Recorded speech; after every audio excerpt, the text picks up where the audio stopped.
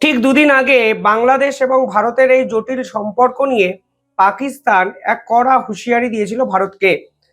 পাকিস্তানের পক্ষ থেকে পরিষ্কার বলা হয়েছিল, যদি বাংলাদেশের গায়ে আঁচড় লাগে তাহলে পাকিস্তান যে কোনো মূল্যে ভারতের উপর মিসাইল বর্ষণ করবে এবং মিসাইল ভারতের দিকে তারা তাক করে রেখে দিয়েছে। যে হুমকি দিয়েছিলেন তিনি ছোটখাটো কোনো নেতা নন, খোদ পাকিস্তানের প্রধানমন্ত্রীর যে দল, রাজনৈতিক দল, সেই দলের অন্যতম এক বড় নেতা। তিনি ভারতকে সরাসরি বলেছিলেন যে বাংলাদেশকে বাঁচানোর জন্য পাকিস্তান ভারতের উপর আক্রমণ করবে। 1971 সালে তারা বাংলাদেশকে বাঁচানোর চেষ্টা করেনি, হঠাৎ করে 2025-এ এসে তারা বাংলাদেশকে বাঁচানোর দায় নেওয়ার চেষ্টা করছে এবং এর জন্য তারা ভারতের সঙ্গে যুদ্ধ করতে চাইছে। এবার এই হুমকি এবং হুঁশিয়ারির পর ক্রিসমাসের দিন পাকিস্তান নিজেরাই একাধিক বিস্ফোরণে কেঁপে উঠল। যে তথ্য সামনে আসছে সেখানে বলা হচ্ছে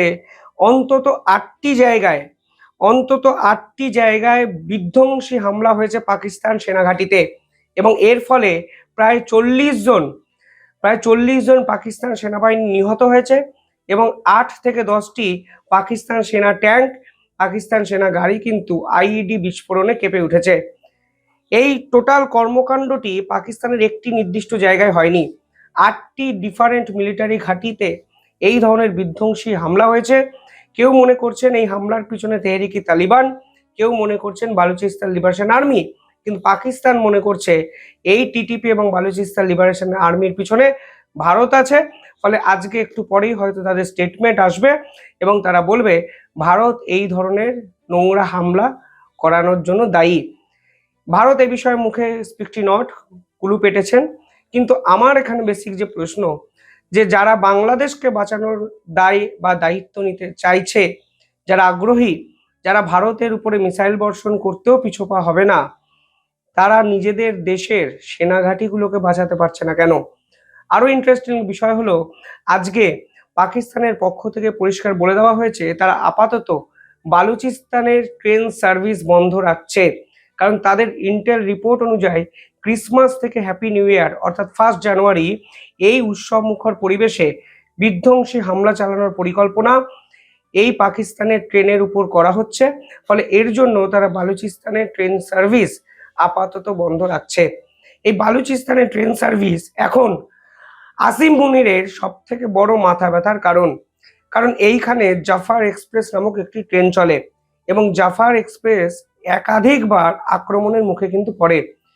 আমার মনে আছে 1 বছর আগে যখন জাফার এক্সপ্রেস প্রথম আক্রমণের মুখে পড়েছিল বালুচিস্তান লিবারেশন আর্মি দ্বারা, ঠিক তখন পাকিস্তানের সেনা প্রধানের যে চামচা, যে দূত, তিনি একটি প্রেস কনফারেন্স করেন আন্তর্জাতিক স্তরের সামনে।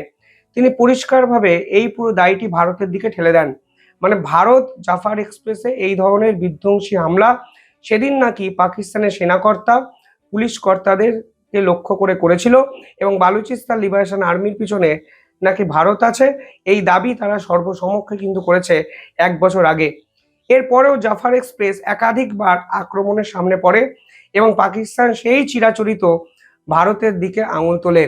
এবার প্রশ্ন হলো, পাকিস্তানের গোয়েন্দা দপ্তর কি করছে, পাকিস্তানের মিলিটারি কি করছে, পাকিস্তানের পুলিশ কি করছে, যে দেশের দুই বিদ্রোহী গ্রুপ টিটিপি, তেহরিকি তালিবান এবং বালুচিস্তান লিবারেশন আর্মিকে তারা দমন করতে পারছে না, উল্টে তাদের গোয়েন্দা দপ্তরের ব্যর্থতার দায় তারা ভারতের উপর চাপিয়ে দিচ্ছে। ভারত কেন পাকিস্তানে ঢুকে মারবে? অদ্ভুত বিষয়। শান্তি প্রধান একটা রাষ্ট্র পাকিস্তান, জীবনে কখনো চুরি, ডাকাতি, দুর্নীতি কিংবা টেরোরিজমের কথা ভাবেও না, সেই রকম একটা রাষ্ট্রের বিপক্ষে ভারত কেন ঝাঁপিয়ে পড়বে? এ তো ভারতের স্বভাব নয়। যাই হোক, কালকে যে হামলা পাকিস্তানে হয়েছে, এই হামলা থেকে ঘুরে দাঁড়াতে অনেকটা সময় লাগবে আসিম মুনিরের, কারণ অত্যন্ত গুরুত্বপূর্ণ কিছু সেনাঘাঁটি কার্যত চুরমার হয়ে গেছে। অপারেশন সিন্দুরের সময় ভারত একাধিক সেনাঘাঁটিকে টার্গেট করেছিল। রাওয়ালপিন্ডি বলুন, ইসলামাবাদ বলুন, এই ধরনের সেনাঘাঁটিগুলো পাকিস্তানের মিলিটারি অ্যাসেটকে কিন্তু রক্ষা করে। এবার পাকিস্তানে যেভাবে ইসলামাবাদের মিলিটারি ঘাঁটিকে বারবার আক্রমণ করা হচ্ছে টিটিপি দ্বারা, তাতে কিন্তু পাকিস্তানের ইন্টারনাল সিকিউরিটিও বড়সড় যে বিপদে আছে তা কিন্তু স্পষ্ট হয়ে যায়। এবার পাকিস্তান এই মুহূর্তে নিজেদের দেশে কার্যত এই ধরনের লেজে গোবরে অবস্থার মুখে পড়েছে। তারা বাংলাদেশের সঙ্গে ডিফেন্স প্যাক্ট সাইন করতে চাইছেন সৌদির মতো। কালকে একটি রিপোর্ট প্রকাশিত হয়েছে যেখানে বলা হচ্ছে সৌদির সঙ্গে পাকিস্তান যেরকম ডিফেন্স প্যাক্ট সাইন করেছে, বাংলাদেশের সঙ্গেও সেই ডিফেন্স প্যাক্ট সাইন করতে চাইছেন। এবার সৌদির সঙ্গে ডিফেন্স প্যাক্ট নিয়ে মজার কিছু কথা আপনাদের বলা যাক। সৌদির সঙ্গে ডিফেন্স প্যাক্টে লেখা আছে, যদি পাকিস্তানের উপর অন্য কোনো রাষ্ট্র আক্রমণ করে তাহলে সৌদি ভাববে এই আক্রমণটি তাদের উপর করেছে এবং সৌদি এই পাকিস্তানের শত্রুদের উপর ঝাঁপিয়ে পড়বে মিলিটারি সাপোর্ট নিয়ে। এবার বাস্তবের মাটিতে আমরা কি দেখলাম? এই ডিফেন্স প্যাক্ট কবে সই হয়েছিল, এটা খুব ইন্টারেস্টিং বিষয়। আফগানিস্তানের সঙ্গে পাকিস্তানের যখন যুদ্ধ শুরু হয়, মানে এই 2-3 মাস আগে, ঠিক তার 1 সপ্তাহ আগে কিন্তু এই ডিফেন্স প্যাক্ট সই হয়। এবার আফগানিস্তান যখন বারবার ডুরান্ট লাইনে পাকিস্তান মিলিটারি বেস, পাকিস্তান সেনাবাহিনীকে তছনছ করে দিচ্ছে, তখন কিন্তু সৌদি আফগানিস্তানের উপর কোনো আক্রমণ করেনি। অর্থাৎ এই ডিফেন্স প্যাক্ট অনুযায়ী যে সৌদির আফগানিস্তানের উপর ঝাঁপিয়ে পড়ার কথা ছিল, সেই সৌদি কিন্তু নিজেদেরকে উইথড্র করে রাখে। উল্টে সেই সৌদি সেই সময় পাকিস্তানের ডিফেন্স প্যাক্টকে কার্যত অস্বীকার করে আমেরিকার সঙ্গে এক বিগ ডিল করে এবং আপনারা জানেন সে সময় সৌদির প্রিন্স আমেরিকা সফরে চলে যান। পাকিস্তান কিন্তু চমকে যায়। পাকিস্তান ভাবে যে সৌদির আফগানিস্তানের উপর আক্রমণ করার কথা এবং মিডিল ইস্ট দিয়ে আফগানিস্তানকে লণ্ডভণ্ড করে দেওয়ার কথা, সেই সৌদি নিজেদেরকে ব্যাকআউট কেন করছে? আরো ইন্টারেস্টিং বিষয় হলো, সৌদি সে সময় 2 রাষ্ট্রের কাছে আবেদন করে যে ভাই যুদ্ধটা বন্ধ করো, এবং কাতার এবং সৌদি কিন্তু সে সময় মধ্যস্থতাকারী হিসাবে কাজ করেছিল। অর্থাৎ সৌদি খুব তাড়াতাড়ি বুঝে গেছিল যে এই পাকিস্তানের ক্ষমতা নেই সৌদিকে প্রোটেক্ট করার।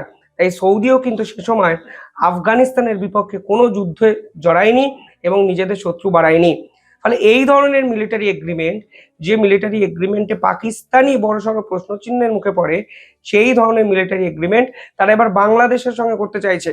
কারণটা কি? কারণ তারা ইসলামিক ন্যাটো তৈরি করতে চাইছে, যা তুর্কির এরদোয়ান চায়, এবং তুরস্ক, আজারবাইজান, পাকিস্তান এবং বাংলাদেশ এক বৃহত্তর ইসলামিক ন্যাটো তৈরি করে ভারতের উপর চাপ তৈরি করার চেষ্টা করছে। কিন্তু ভারত ছলে বলে কৌশলে একাধিকভাবে যেরকম ডিপ্লোম্যাসি এবং মিলিটারি অ্যাগ্রেশন দেখাচ্ছে, সেখানে পাকিস্তানের সঙ্গে বাংলাদেশের এই জোট আলটিমেটলি বাস্তবের মাটিতে যে কার্যকারী হবে না, তা কিন্তু সৌদি পাকিস্তানের ডিফেন্স প্যাক্ট দেখেই পরিষ্কার। ভাবলে অবাক লাগে যে পাকিস্তানের মিলিটারি বাংলাদেশের নারীদের দিনের পর দিন উপদ্রব করেছে, হত্যা করেছে, জ্বালিয়েছে, খারাপ কুকর্ম করেছে, সেই পাকিস্তান মিলিটারির সঙ্গে বাংলাদেশ বর্তমানে ডিফেন্স প্যাক্ট সাইন করছেন। 1971 সালে দিনের পর দিন বাংলাদেশিদের হত্যা করেছে এই পাকিস্তান সেনাবাহিনী। কেউ বলেন সংখ্যাটা 2.5 লাখ, কেউ বলেন 3 লাখ, 4 লাখ। কিন্তু সংখ্যা তত্ত্বের হিসাবে যদি নাও যান, তাহলে দেখবেন যে দেশের স্বাধীনতা হরণকারী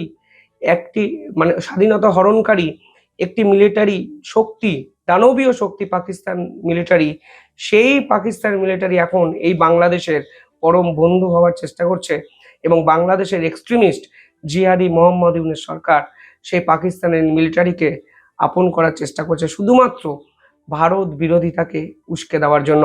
অথচ তারা ভারতের থেকে চাল নেবে, ভারতের থেকে ডাল নেবে, ভারতের থেকে দুধ নেবে, ভারতের থেকে ডিম নেবে, সমস্ত প্রয়োজনীয় সামগ্রী তারা ভারত থেকে নেবে খিদে মেটানোর জন্য।